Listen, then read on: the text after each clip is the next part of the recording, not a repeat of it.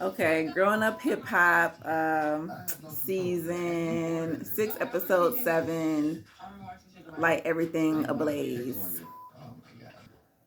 Okay, so Boogie and Savannah is going on a so-called date. He just invited her to his little house that he's been renting or whatever in California. And she's like, well, I kind of like him. I just want to see, where his head at. See, you know what I'm saying? If he a good dude or not, just let me just check his temperature. So she go over there and she like, okay, what we doing? He like, nah, we just chilling, you know what I'm saying? Want some wine or whatnot? I got some like little snacks or something. And she like, okay, I thought we was gonna go shopping. Like, where's the Gucci? Where's the Chanel? And it's like, bitch, what? That's what a date is to you? Okay. Mm. Um, but she ordered some Popeyes so that they can have something to eat, and she just continued to say like how how she just want to get to know him a little bit better, and he said he was down for that. She mentions Brianna and their relationship, and he just says, look, they've been through a lot of ups and downs over the years. Through the drinking, through the drugs, through just a lot of issues and trauma that they both been going through. And he just said, you know what? Don't worry about that. That's what he got to handle. But as of now, you know what I'm saying? He'll talk to her when he talks to her. And Savannah's just like, okay, so, so what about us? He like, what about us? He like, I want to rub your feet maybe or some shit like that. She like, well, suck my toes? He like, well, I don't know. Maybe we got to grow to that. Maybe one day, I don't know. And she like, yeah, okay, well, I need to see some Chanel or something. We need to go, to one of them stores or some shit. And I'm like, he like, you want a trick? And that's what I'm there thinking, like, bitch, you want a trick? And again, they bring up, like, what you do for a living, girl? And she still won't tell nobody. I just think she got OnlyFans or something, but I don't know. Who cares? Oh, yeah. So little twist, they kind of just swapped him like for a little smidget, but he getting ready for his little, I guess we'll call it a launch party or whatnot, soft opening party. He about to sell some slippers because he be on this mud tattooing all day and some goddamn house shoes. So hey, why not sell them bitches? And he inviting everybody over. And on the way, Lil Easy talking to his wife about the TT situation and her cheating man and all that stuff. So I think that's gonna be a subject of topic as people get there. We'll see. It's really nobody's business, but since everybody in and now, they're just gonna talk about it. Yeah, so then we got Savannah and Cree talking on their way as well. And they mentioned, how Cree and Lil Twist ain't really the best of friends because he just rolled up in her party in his house shoes and his blunts. And she like, I'm trying to have a nice sophisticated event. And he was not trying to comply. And then she goes ahead and asks Savannah about her and Boogie. She say, he ain't my type. Obviously. What's your type, girl? Rich nigga. Yeah, Boogie hooks up with Sam for a little quick hot minute at his house, just trying to see where his head at. Of course, Sam is, not feeling TT, of course. He thinks that TT is hurting him, of course, but in the process of hurting him, he's hurting Egypt, and he thinks she's just always trying to one up Egypt and just be better. And it's really not like that. She just don't like you, Sam. And then he goes to show that dang puncher bag he be using in his OnlyFans. He got an OnlyFans of he half naked in his little thong with his little peen. If you into it, check it out. Yeah, so everybody's starting to arrive to not to Sam's, to Little Twist spot for his little shoe thing. And, the topic of a discussion is TT and her wedding and her man. So literally right away, as soon as she walked in the door, they don't even give her time to dang introduce herself to nobody. And then here go Lil Easy. Hey girl, what's up? What's up with you? What's up with your man? What's going on? And she like, excuse me, let me go say hi to these folks and I'll get back to you. Then she goes to JoJo, you know, over there, and he like, hey, what's going on? Hey, what's up? Where your man? And she's like, what? And it's like, dude, like, why do y'all care? Stop getting in these people's business. You know, okay, it's okay. You get on these shows. I know, you're exposing yourself. So anything in your life is up for discussion, right? Up for filming, up for a plot. And unfortunately, TT, I know she don't like this, but hey, they about to drag you down this little lane for this plot line for the season, just for the entertainment. Okay, so everybody arrives, and little Twist is like, so we're gonna do a little paint and twist day. Um, you guys paint whatever vision that you guys come up for your own house shoe or whatnot, and then he'll pick the best one, and whoever has the best one, then he will actually make it into actual slipper. So I thought that was kind of cool. Brianna, she just walks into the spot, says hi, and she goes straight to the booze. She's like, "Where is the drinks? I'm thirsty." So she basically walks past everybody, hi, hi, hi, hi, hi, you know, like that, real quick, and get her a little cup. Then she proceeds to go to the girls because all the girls are painting, and says hi to them. And they say, "Oh, you doing all right? Because last time we seen you was a little, you know, a little hostile. He was a little mad." And it was like, "Oh no, that I was a little drunk. Yes, I was drinking that gin, and your food came out a little late, Cree. But other than that, oh no, that wasn't me. Like, you ain't seen crazy yet. Trust me. Yeah, she ain't seen crazy yet. Okay." Like I said, Brianna ass is a fucking troll. And she just trolling us this whole goddamn season. With her dumbass antics. It is what it is. Um, Even though she's cool though, she give everybody little critiques on their little paintings. Then they proceed to Creed. She's painting like a broken heart type thing going on, and she says, "Oh, it's a reflection of my heart, because you know me and my father, Uncle Luke, is still not, you know, our relationship is strained." And of course, they go back into that. Yeah, we're not trying to be sad. Okay, yeah, some more Luke and daughter talk, of course. I guess Creed's gonna try to meet up with him maybe in sometime in the near future. Um, Savannah says her and Stevie J ain't on the best terms as well. Even I mean, at least that they don't talk as often as maybe that she wants.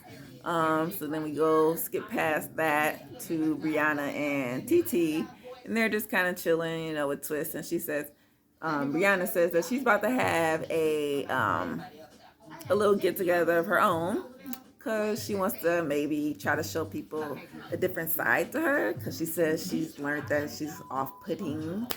And you know, it's really not that you're off. Nah, I ain't gonna. Brianna, you just a mess. Okay, girl, you just a mess.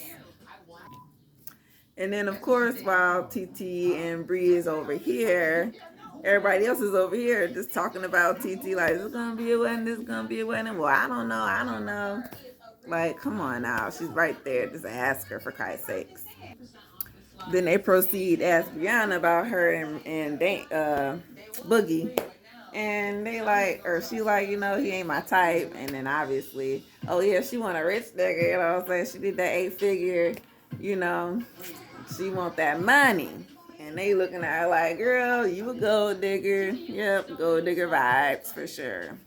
And then they like, you know, a little easy, like, well, look, you came to the shop the other day and you spent like a lot of money. Like, you got some serious cash on some weed. Like, what's going on? Like, and honestly, y'all don't need to be all up in her business. Like, who cares what I spend? Just know that I spent it and you welcome, right? Hey, like I said, she probably doing some OnlyFans or some shit like that. She doing something. And of course, you know, as TT approaches the table, you know, the topic of Sean pops up once again, you know, like, dang, yeah, we're going to Jamaica next time we get together, y'all. You know, this is Twist. And she's like, Like, you know what I'm saying? She's not saying nothing. Mum is the word for TT as of now. She says in her confessional that she's not going to say anything about Sean until they actually talk about it. So I guess maybe they can get their stories right of what they want to say, or how they want to spin it or whatever, so that maybe neither one of them looks bad, especially her, really, because it's really bad for the person who got cheated on. They're the one who looks like the sad person. But anyway, so we'll get to it. You know how WeTV always does that little snippet of the show, like in between the commercials or whatnot. They actually showed Cree with her mom. Her mom name is Tina, and just talking to her about what she wanted to do with her dad and how she wants to meet up with him or whatnot. And that her stepdad is really her dad, and I think he is the owner or whatnot to Slip Inside Records. So I thought that was an interesting fact. Now listen, Egypt and her man Sean sit down. I mean, not Egypt, Lord. TT, Tahira, TT. Her and Sean sit down and have a little talk. She's like, look, this rumor going on about me and you, that you was cheating on me or whatnot, and everybody wants to know what's going on. Everybody, like, you wasn't around when they was trying to ask me about you, so I just kind of didn't say nothing. Her first instinct was just to go off on them and just cuss them out. And she like, well, I didn't want to do that because then that would have started more mess. So what should we do, Sean? And he's just like he never confessed to if he cheated on her, if he didn't. So I don't know exactly what they was trying to come to an agreement on that about, unless they're just gonna say that the rumor is not true, which is, I'm guessing that's what's gonna happen. And he's just trying to tell her like he'll be there for her, and he'll be there for her when they address the issue, and they want to address this issue at Brianna's party. Well, TT wants to talk about it at Brianna's party since everybody's gonna be there, so it's like, hey, we might as well kill, I guess, two birds with one stone type deal. What do you want to call it? He says, no, we don't want to mess up her party. And she says, no, we're just going to do it because everybody's there. We might as well just rip the Band-Aid off. Let them know that our relationship is good. You're not cheating on me. And then they postpone the wedding. And I'm guessing they don't want people to think that they postponed the wedding because of the rumor about him cheating and stuff, like is something going on. No, they're postponing the wedding because of COVID. I guess that makes sense because it's a overseas wedding, and how are we gonna travel when the borders are closed, right? Right. But I don't know, I think people was allowed to travel to Jamaica. Actually, I don't think they should. Hey, it is what it is. I didn't know they was gonna do a TV special wedding. Or maybe I should have guessed they was, because everybody wants a TV special wedding. Even Shine, because Egypt said, yeah, we're gonna cancel it. He was like, nah, bitch, we gonna be on TV in our wedding on. Okay, Shine. All right, y'all. We got Luke in the building. He on the scene. He looking clean. And he meets up with Cree. Now, this conversation didn't necessarily go the best. It kind of went something like this. She sits down, says, hey, everybody. Proceeds to say that, hey, Dad or Luke, I want to work on our communication so that we can, establish a daughter-dad relationship. But, our communication is just not there. He says, yeah, you're right. Yeah, I'm not that close to you. I never really been that close to you. But I think, that, the kid should, chase the parents. from his philosophy, I don't know. He said he grew up that way. I don't know where he gets that from, but that's not the way it works, Luke. I guess we'll get to that in a second. Because yeah, and I will just say it now. Look, the parents are supposed to take care of their children. They are supposed to always check on their well-being and to at least make sure that they're okay and they're alive. You know what I'm saying? That's a parent. You nurture, you teach, you help grow this being to adulthood, and even as an adult, you still are there for their trials and tribulations as they have children and all these things. So you know what I'm saying? So your parenting hood never really goes away, no matter how old your kids are. So you can't tell her that she's supposed to be chasing you, dog. It's just not. That's just not the way it works. Boom.